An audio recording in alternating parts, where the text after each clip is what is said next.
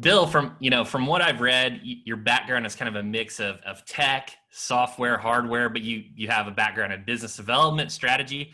So how did you end up niching down? What's the story of really diving into the business side of law? So I actually started, I was pre-dental coming out of college, and I decided I didn't want to go to dental school. I got a sales job. I spent 15 years in sales. I sold Yellow Pages advertising. I worked for a Ethernet switch company. I sold a lot of hardware before the NASDAQ crashed. I started my own company at a process serving company, and that was really where I got my first foray into legal. I built that business. I sold it. I worked for LexisNexis for a while. So I've had this weird combination of sales and starting my own business, and was about 10, 15 years ago, I ended up going to a law firm and getting a business operations position there. And that's when I started doing development work and people process technology, and really running an operations department of a law firm, and started cutting my teeth. Yeah, and one of the things I want to ask you, it's probably fair to say that, the director of business strategy at a law firm is not a position. It's one that's probably evolved, more in the future as people get more involved, as firms get more involved in technology. Would that be fair to say? Yeah, I mean, when I look, in my experience and working in law firms and speaking to a lot of other law firm owners, there's a gap, right, between, the people that run the technology, which they always call the IT department, which drives me insane, right? Because IT is help desk phones, my computer doesn't turn on, and the lawyers. And they both know their areas really well, but they're not speaking the same language. And really, that's been my focus for a long period of time, of kind of bridging that gap. And then just normal business practices, budgeting, documenting how processes work, right? And make them work the same way over and over, so you can train people in and out of positions, using technology and automation in the way that every other business outside of law does. And that's been a major focus, and that's how it's come in. And when I started at Weitz Luxenberg, I was that one person, and since then I've grown it into a department of about 10 different people, and we're intimately involved in various aspects throughout the firm, and even to the point where the guy who I hired, my second hire, basically kicked me out of my job. So now I'm doing strategy while he really runs the operations. Yeah, and for one, I really appreciate the operations side of things, because it lends itself to consistency. There's nothing wrong when you get an inconsistent result when you work with someone. And I think that a lot of businesses that rule by abdication, hey, go do this for me, but then that individual leaves, it's like, okay, well, now I have to start all over. So have you found yourself, when you're implementing these ground up processes, did you start to see the foundation just really strengthen and see itself have the ability to scale? Yeah. And really, it's amazing how little people, know about how their businesses operate, right? Especially in the firm. So they say, well, how does this work? One of the first things that we do as a group when we start a project is we sit down and we do current state, and we interview the manager. We say, okay, how does it work? And then you talk to the person who's actually doing it, and they're like, yeah, if I did it, it would never happen. I'd never get anything done. I can't do all those things. I do it this way. And then you kind of, take that, you meld it, and you begin to kind of develop what's the best possible scenario. And really, it's about, increasing your productivity, controlling what's happening in the firm, reducing your overall operating costs, and increasing your profits. And I think one of the reasons why, and it's a personal theory of mine, but I really believe that plaintiff law firms are so profitable that they don't have to have strict budget rules. They have the ability to run sloppy because it's just there, and they still make money. And that tide has changed. I mean, there's been a massive shift in the marketplace. I mean, it's why you have all these, there's more case management systems. I mean, CRM was something that was never even spoken about 5 years ago. No one even knew what it was. I mean, I did my first CRM build in Sugar, which was a free off-the-shelf application before we moved into Salesforce. But, everybody was running intake out of a case management system, which is a different data structure. So yeah, I mean, it's moving in the opposite direction, and the reason why it's getting more competitive, there's more money in the marketplace, it's harder to get cases, and people are realizing you can make a lot more money without spending any more money. There's so many nuggets there that I wanted to ask about. So I watched you on your Invoca YouTube interview, and I specifically wanted to focus. So let's nail down the difference between the case intake and their deficiencies versus the true use of a CRM from a business standpoint. And I think you nailed it in that interview, and I'd just love for you to share with our audience kind of the differences there and the limitations. Between a intake system and between a CRM system and a case management system? Yes. Right. Okay. So on a CRM system, which is really, designed for intake, right? An intake system is, I'm trying to get you, the individual, to do something. So you become the most important piece of that record, right? So what do I mean by that? I get a web form submission in, I need to call you, right? I have a conversation with you, I send you a contract, right?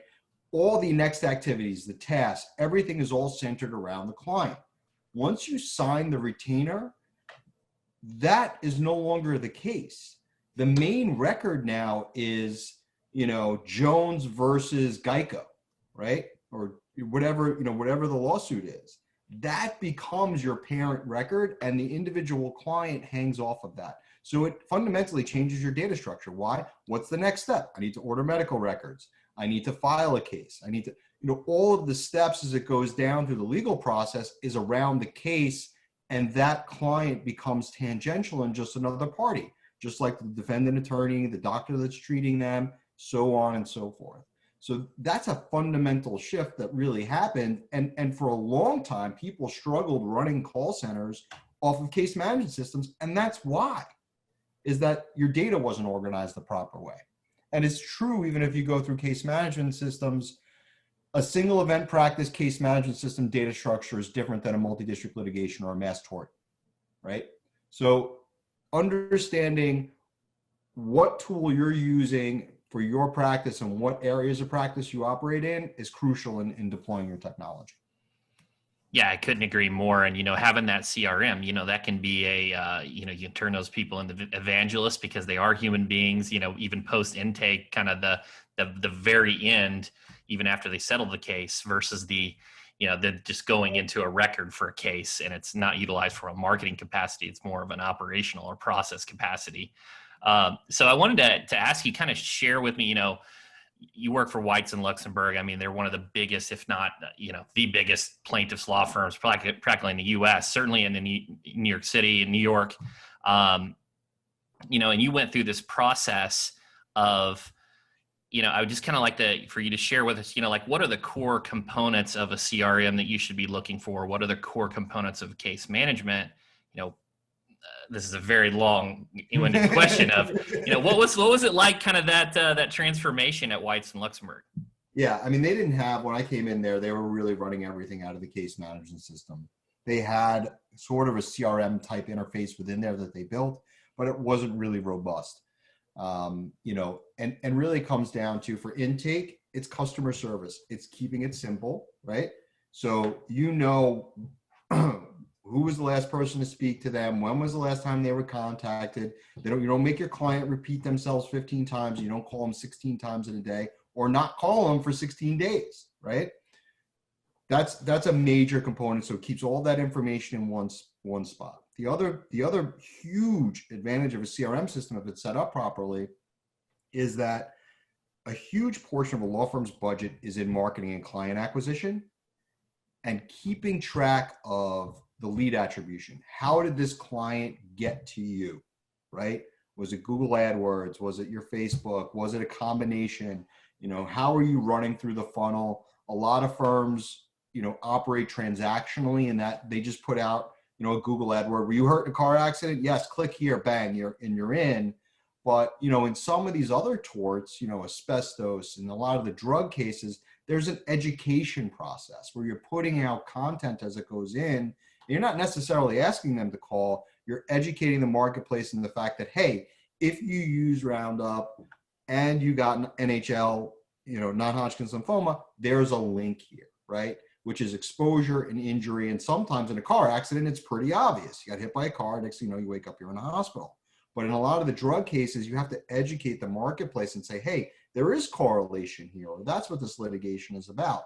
So that's the biggest payoff. And usually that's the lowest hanging fruit when you walk into a law firm, is that, okay, how are you doing your marketing tracking? How are you doing your lead attribution? Because if I make your money 10, 15, 20% more efficient, everything else I do is free, right?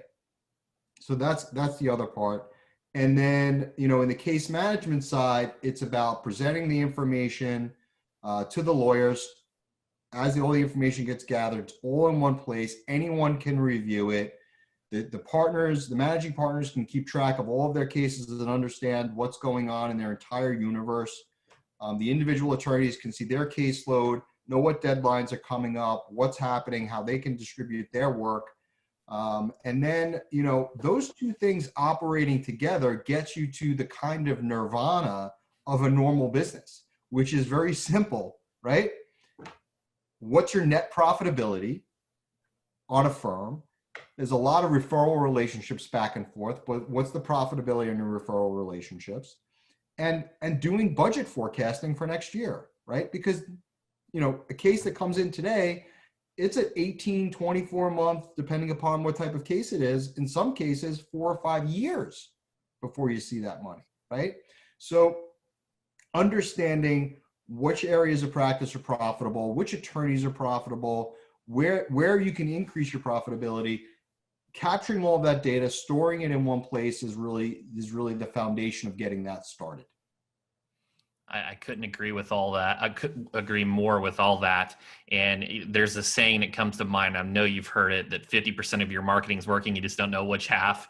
And I think with there's, as a couple follow-ups specific to plaintiff, one of the, and this is a little self-serving, but I know our audience will appreciate this, but typically the PI firm will have a vanity phone number, a 1-800, injured or something. I don't know the exact character limit, but, so what kind of challenges do you face in those situations when you can't necessarily use a call rail dynamic pool or dedicate a specific phone number to a source? Do those lose value? Or how do you overcome some of those challenges? So I spent basically 5 years railing against vanity numbers. I hated them. And I never understood them. I didn't think they made sense. And then I became friends with some of the, bigger motor vehicle accident attorneys who really, push the vanity number. And I began to recognize the value in it. And it makes a lot of sense, right? In that the second, they're through repetition, they are, drilling that phone number into your head so that this way, when that accident happens or when you do need the lawyer, it's instantly there. But I think what you can do, and what I've recommended a few different times is, okay, that's your branded market play, right? So that's your budget for that. But you could try these other tactics, whether they be social media, whether they be long funnel education, whether they be community outreach. There's 100 different ways you can market and break it out of branding. There's no reason, not everything has to have the vanity number on it, especially if you're doing mobile device, right? No one's typing the phone number in, it's click to dial, right? Because it's all, so in those scenarios, especially when in your digital marketing side, start using some call rail numbers or Invoca, right? And see what's effective and not effective. And then you can, once you understand what's working, what's not working, and it comes down to, it's not just, is the tactic working or what's my cost per retain? We've done some research and working with our marketing people, like I forget one of the campaigns we were running, we figured out that if you just use a medical image, right, of like an X-ray in one of the ads, it had a 20% higher rate than other image that we put.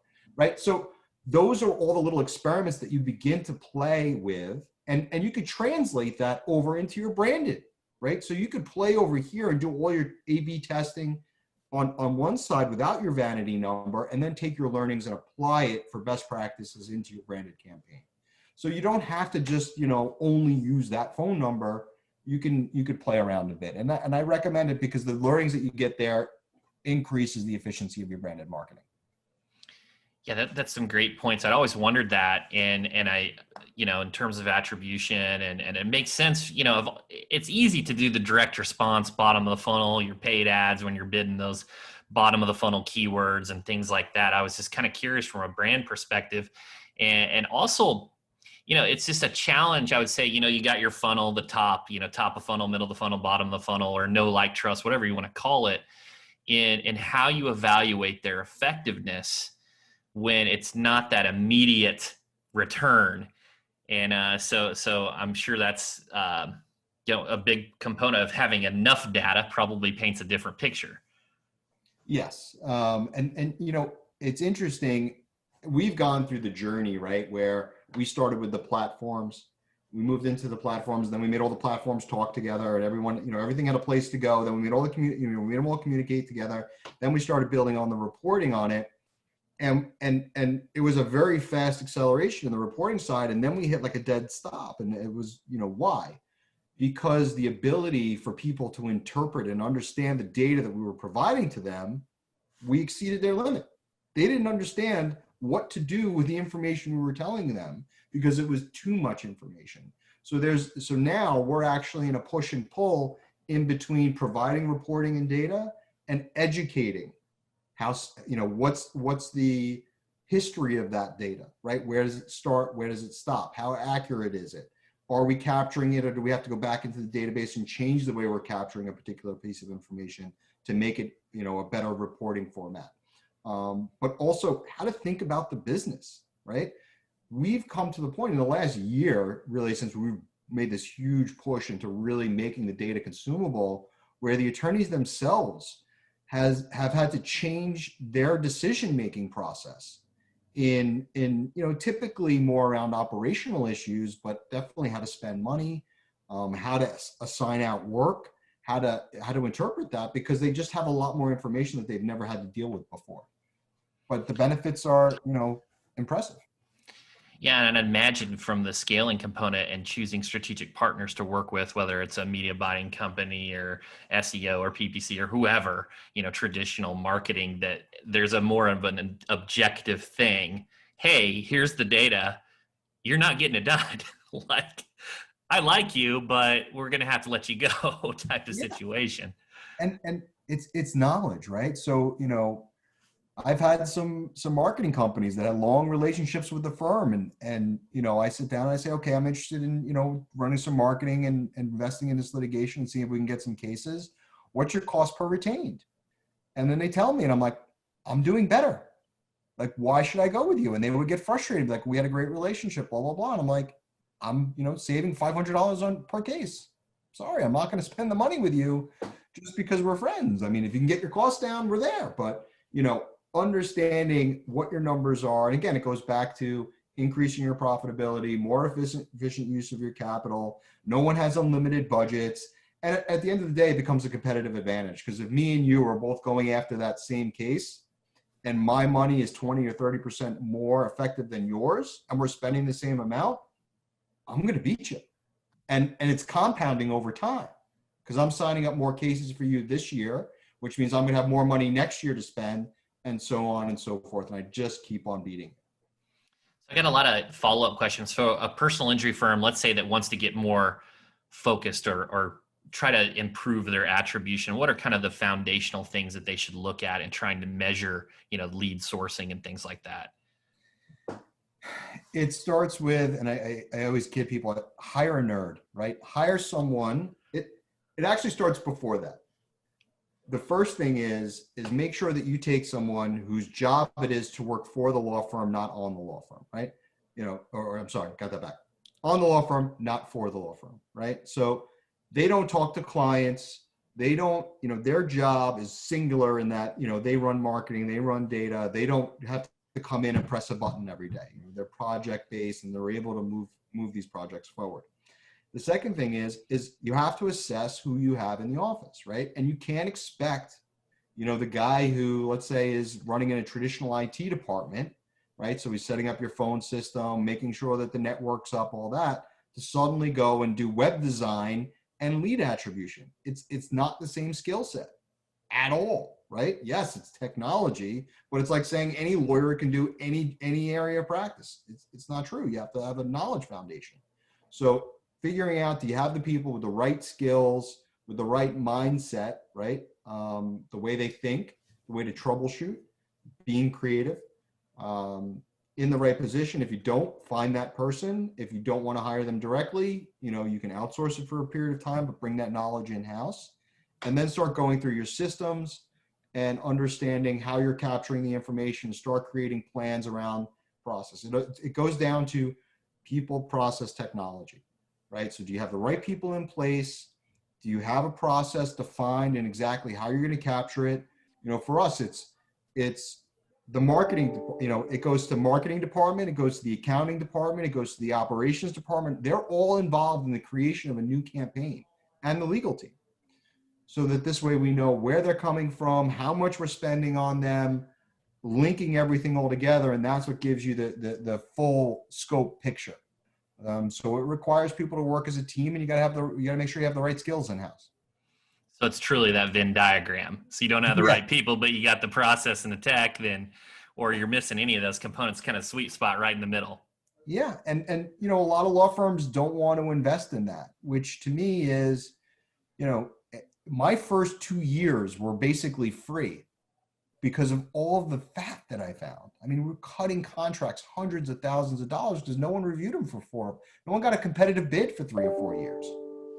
So, and that doesn't include, all of the operational changes we made to make the firm more effective. So, someone in that role, while people, an attorney will say, well, they're not directly revenue producing. No, they may not be. They can be, right? They can help with business development and things like that. But more importantly, what they're doing is they're reducing your operational costs that creep up over time. And that's really where the value is. Yeah. And I think with those processes, right? So it's not having to reinvent the wheel every time. So there's tons of margin efficiencies there. And it reduces the liability. I mean, in my team, including myself, I make people take off. Hey, you're going away for 2 weeks or a week or whatever, and you're not touching your phone. No one who works for me, including myself, if I can't go a week or 2 weeks without vacation, I'm not doing my job. I'm not. And, listen, yes, I'm going to get a phone call every 2 or 3 days, but it's a 5-minute conversation. This is what we think it should be, just double checking with you, or it's something that happened 2 years ago that I'm the only guy who knows it, right? Which is all fine stuff. But the point is, you shouldn't have anyone in your organization that if they leave, there's no backup, because that's just liability. Couldn't agree more. It reminds me of the EOS thing where you write you have the data on a slip of paper, you're on an island, they kind of bring it to you, you can look at the piece of paper and you understand the health of a business. I really like that exercise. From working on the business, and this was kind of I didn't have this plan to ask you, but I think everything you're saying, working on the business with operations, attributions, people, process, technology, is it because there has to be a fundamental awareness of this language and the type of individual they need to hire. Do they need to explore a Scaling Up by Vern Harnish, or is it an EOS by Gino Wickman? Where should they start on this awareness of working on the business? In my mind, it always starts from the top down, right? So listen, I know a lot of great lawyers that are bad managers, and I know a lot of great managers that are bad lawyers, right? So, and some really great lawyers that end up getting stuck in management roles because they're competent and they're resentful and they don't like doing it. So it ends up being something that they just deal with it whenever they can. So it starts with A, what's the goal of the business, right? B, who are the people here, and do I have, the right people in the right places? And are they interested in doing this work? Because you'll find a lot of attorneys that are like, hey, you know what? I don't really enjoy practicing anymore. And the person that loved practicing 10 years ago may not like practicing now, right? People change over time. Their lives change, their family, whatever, outside influences. So making sure you have, a clear direction of your firm. This is where I want to grow. This is the next area. right, of practice or the next opportunity for growth geographically, whatever that is, and then lining up your people, delivering the message. It's just simple leadership and management all the way down the line. And if you have someone, and I see this all the time, oh, this person is a department head, right? And they're involved in 10 major torts. And oh, by the way, they also have a staff of 100 that report to them that they have to supervise. In what reality is that going to happen efficiently in both places, right? No reality. And by the way, it's a flat management structure, right? So there's like 2 people between them and 85 people. It just doesn't work. And I think that more and more law firms are beginning to kind of notice it. It starts with, there's a whole bunch of different reasons, I think. But, it starts with, and you gotta have a goal for the firm and understand where you're going, what your assets are, and driving towards that initiative. But it's changing. I mean, I know that, I've watched some of your podcasts and I've seen some of the attorneys, really start to make that change and recognize that, they can't be in court 30 hours a week and run a business. You can't do it. Yeah, it's the delegate and elevate. You only have so much time. So at some point, you got to bring on, tools and technology can help you very far, but at the end of the day, you got to maybe have more bodies at the firm to get it done too. Yep. Yeah. So switching over to personal. So you've worked on some really sizable projects, and you're clearly someone that loves a challenge. So are you a go climb a mountain type of person, or what do you do in your downtime? What do you do to kind of break away from work? So it's I have a weird background in kind of how I got here, but at the end of the day, it's fundamentally decision making, understanding complex systems. And I'm still like that 15-year-old kid laying underneath my dad's car, telling me, what to fix and walking away and coming back 20 minutes later and telling me what to do next. I spend a lot of time fiddling around my house, construction, cars, whatever it is, time with my family and cooking, but it's that same thing. It's decision making, it's complex problem solving, but just I get to control everything and I don't have to ask anyone's permission besides my wife.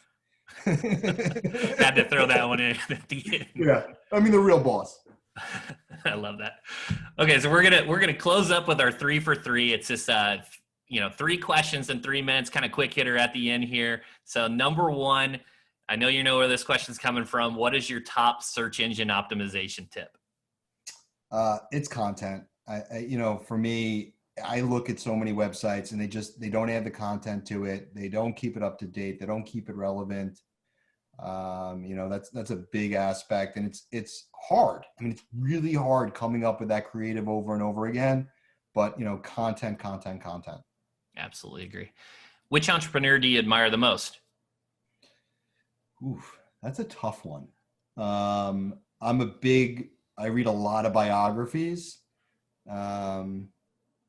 Rockefeller, Musk.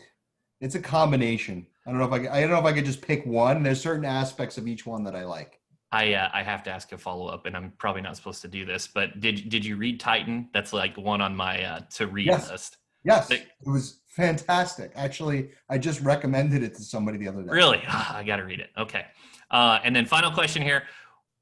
Which book has had the biggest impact on your life to date? Good to Great, Jack Welch. Awesome. All right, Bill, thanks so much for coming on the show. Thank you. I had a great time.